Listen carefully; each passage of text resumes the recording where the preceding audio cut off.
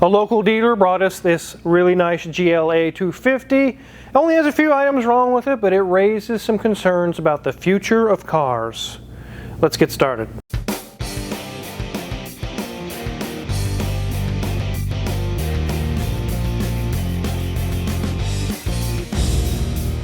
This is a 2015 Mercedes-Benz GLA 250.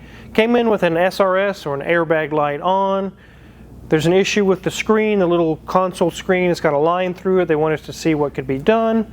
And also the cup holder was broken. It wouldn't close, a little clamshell portion of it. Grimes has already whizzed through this like a pro. He already has figured out everything. But I really have some questions about the future of cars. We're all going to these screens on everything. Your gauges are screens, your HVAC are screens.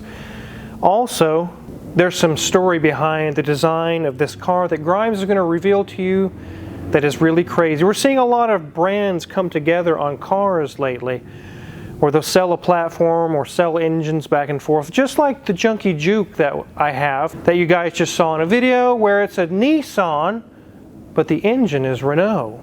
There's a lot of that going on anymore. Let me go grab Grimes. We got some talking to do. I want to show you how we found out what's wrong with this car. So you've pretty much already figured out everything that's wrong with this, kind of whizzed through it pretty quickly. Yep. I think I came in this morning and you pretty much had the answer on everything. But you mentioned to me that there's some kind of something going on. This is Infiniti, or Infiniti uses. How does that all work? So the M270 engine that's in these, it's a 4-cylinder turbo. Nissan builds them for Mercedes. Oh, okay. But then also these two, the CLA GLA platform is used by Infiniti in the Q30 and the QX30. So a person's buying a Mercedes-Benz, they're thinking they're getting full German quality, German everything, and really there's a lot of Japanese going on. Yeah, so yeah, Nissan assembles the engines. I'm not sure how deep it goes in, their parts provided, but yeah, they're the ones that actually assemble it. So you're saying, like, which models of Infiniti are they that share with this? The Q and the QX30. The Q and the QX30. So someone who buys one of those is actually getting some Mercedes kind of engineering going on there. Yep. Pretty much common on cars today. Let's go ahead and take a look under the hood, and then we're going to talk about what we found on the screen and the SRS light and the cup holder, and then we got some talking to do about the future of cars. One of the only Benz you have a prop rod instead of yeah, I thought that was odd. hood struts. I was expecting some struts, and a prop rod was there. Yep. So although this is a Mercedes engine, you're saying that Nissan actually built it for them? Yep. Interesting. Take a quick little peek under here.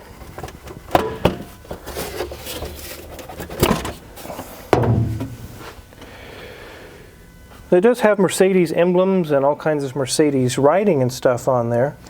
Yep, if you pop the hood of an Infiniti, it's going to look pretty much the same, just a different engine cover. Pretty much identical. But, it's kind of the same way that BMW and Toyota kind of came together on the Supra. Yeah. That's based on a BMW chassis. Yep, 270's direct injected turbo 4-cylinder. They make a spicier version that goes into the AMGs. It was the first 4-cylinder from the factory to make 400 horse. Wow. Kind of one story I remember working on a GLA, we had a customer come in, there was a flap actuator on the exhaust, and we were just going to replace the exhaust system because I don't think you can buy just the actuator. No, I think it's integrated into the muffler. Yeah, he got so pissed off, he just said, fine, you should have told me you don't want to work on it. I was like, well, we do want to work on it, it's just you have to replace the whole exhaust system. Anyway, he left, he was all mad. But anyways, so that's pretty much what's going on under the hood. There's nothing wrong under here. We just wanted to show you guys what it looks like. The Nissan, Mercedes mixing up, the downstairs mix-up. I guess that's what we'll call it.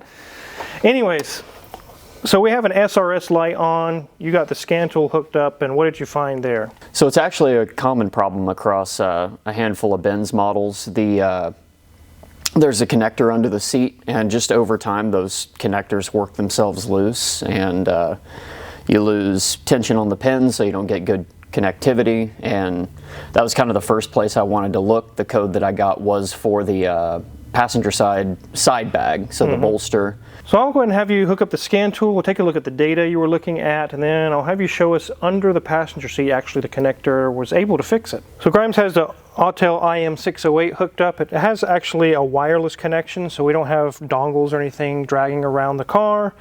Very, very handy setup. So yeah, what I found on here, when I've got it plugged in, I'm looking at both of the side bag resistance, and this one's well within normal range. That's the driver's side. Yeah. But the passenger side is intermittently showing low resistance. And if you watch this while I wiggle the connector, Oh, look at that. you'll see the resistance change. Oh my goodness. So just a light touch of the finger and we get good resistance, and then you touch it the other way and it goes away. Yep. All right, why don't you show us actually what you were touching down there, what we're actually dealing with causing this issue. Sure. So what you're looking at is right here is where your airbag connector is. Most of them are usually color-coded yellow, just to show you that that's where the SRS is plugged in at. The fix for that is really just pull the connector apart, check your pin tension, because that's what wears out. It's basically the metal spring inside of it. And then clean it up and reassemble. I've seen lots of issues on many different cars where the seat moves back and forth several times over the years. You can actually cut wires on some models of cars. On this one, it just kind of works the connector. It's working back and forth. Like you mentioned, the spring tension, it gets loose and then it loses connection. Airbag systems are very picky about ohms, about resistance. Yeah. It doesn't take very much, just like he showed you. He just barely touched it, and that will make your SRS light come on. It'll be very angry with you. We got that solved, got that taken care of. Why don't you actually pull out the cup holder? You actually fixed that already. Yep. It was a very easy fix. Let's take a look at what was going on with that. So the mechanism on this, it's got this tiny little metal pin that had worked its way back, and it was no longer catching on that. So I just disassembled it, pushed the pin back through, and lubed everything up, and now we work perfect. Before, it wouldn't stay latched. You could close it and it would just barely catch, and anytime you bumped it, it would come unlatched. Very cool. Yeah, that one was a pretty easy fix, luckily. The way they designed these console covers is pretty simple here. They just snap right into place, just like that. And same with these cup holders back here.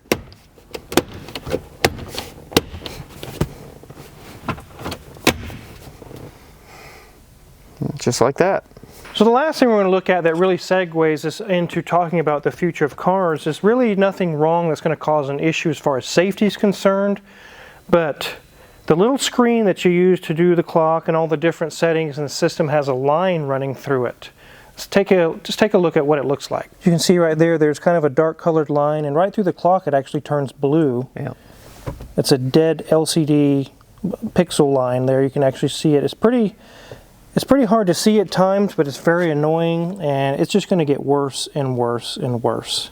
So that little screen actually comes off pretty easy, and we got a good used one ordered. It'll solve that, and it's not $300-400 will take care of that as far as purchasing it, and there'll be a little bit of labor getting installed. It's really not that big of a deal, is it? Not on this one, no. But that kind of brings me to what I want to talk about with you guys. You saw Grimes fix the cup holder without having to buy an entire new cup holder.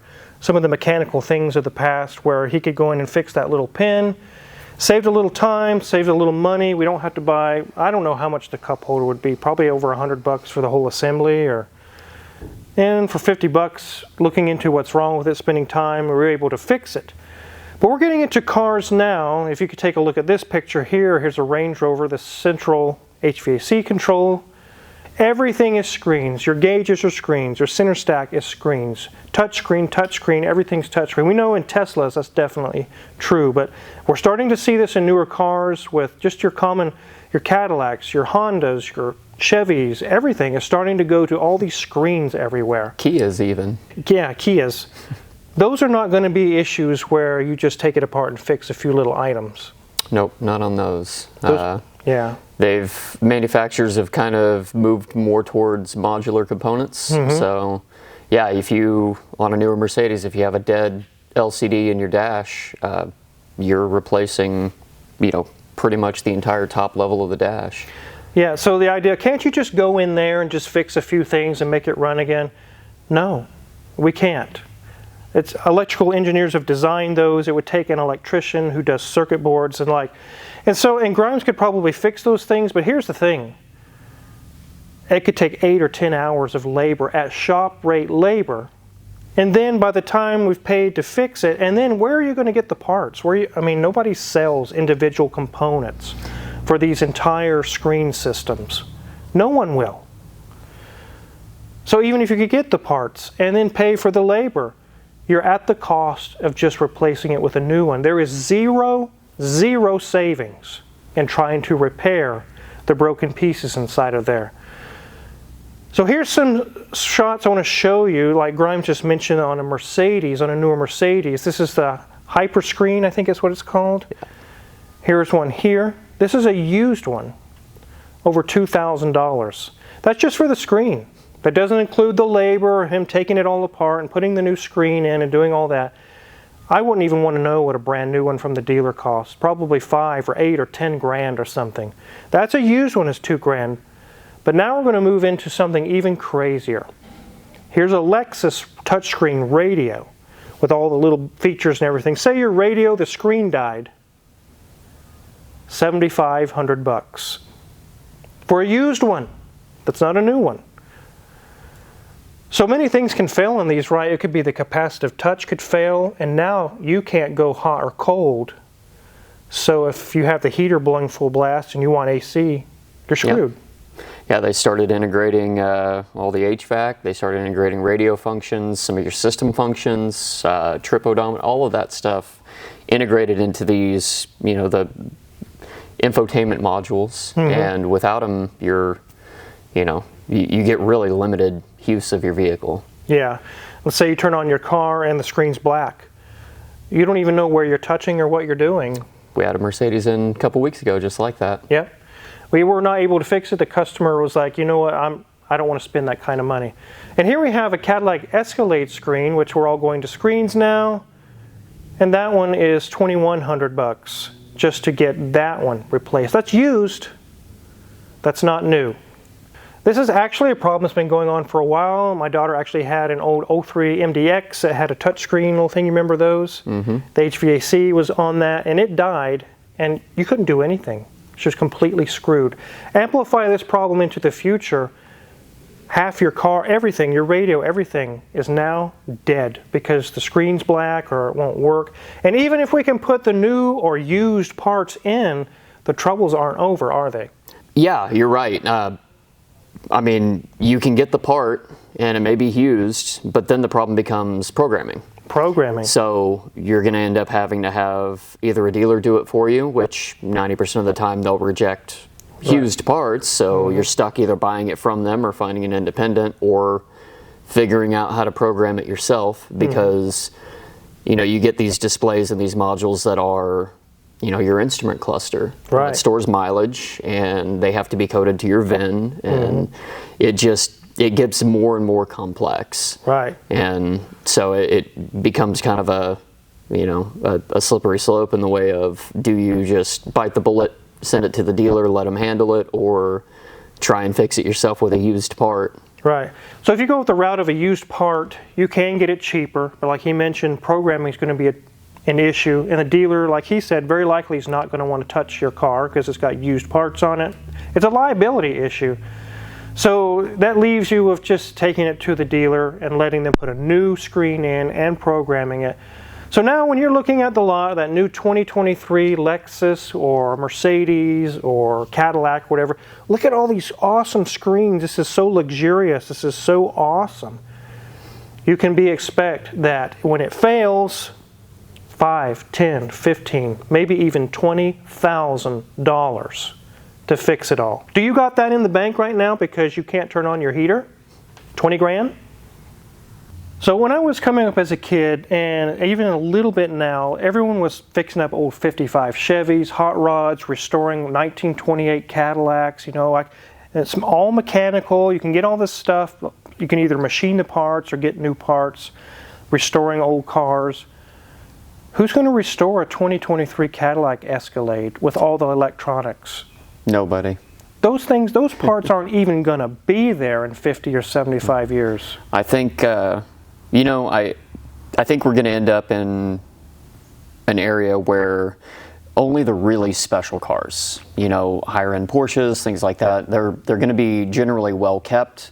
And then, 10, 20, 30, 40 years from now, people are going to spend the money to maintain those, and there may be an aftermarket. But, something like a GLA, something like a Toyota Camry, things like that, nobody's really going to spend that amount of effort to fix one of these up. Can you imagine it's the year 2120 and you say, hey, can you program my 2023 Escalade to make my screen work again? Who's going to do that? No one. That's the answer. No one. How long are they going to maintain them? I could expect maybe 20, 30 years. There might be some support here or there. That's really pushing it. Mm-hmm. By then, they'll have something completely different. They will have abandoned the old technology, the old scan tools, the programming, the servers, everything, all the software. It's going to be abandoned. It's going to be gone. So that's the future of cars. It's kind of sad, isn't it? It's depressing. A little bit. A little bit. Yeah. And before you jump in the comments and say, can't you 3D print a new screen? Hell no, you can't. You can't 3D print an OLED screen. Come on. That's not going to happen. We do have a new screen on order for this one. Like I mentioned, Grimes whipped through this pretty quick. We got all the answers. They actually have the okay for the customer to go ahead and fix this. This is actually a dealership. They want to make it right. They want to make it good so they can put it on the lot. Everything works as intended. No issues, no errors. But you guys mentioned in the comments you love some Grimes action, so definitely wanted to get some for you guys on this car. And unfortunately, there's some depressing news with the future ahead with cars. I've had that question many times with customers or friends. What are we going to do with these new cars with all these screens and computers? And like he talked about, there's really not going to be an option. They're going to be bricks. Yeah, they're going to be dead. They'll be broken down and recycled. Yep, that's chopped up. Pretty much the only end for modern cars is just recycle them. Recycle them. Yep. Chop them up, part them out, whatever you can do, and they're over. So definitely wanted to get you guys some action on this, show you what's going on with this GLA and how Grimes was able to figure it out, and it brought up some other concerns for the future.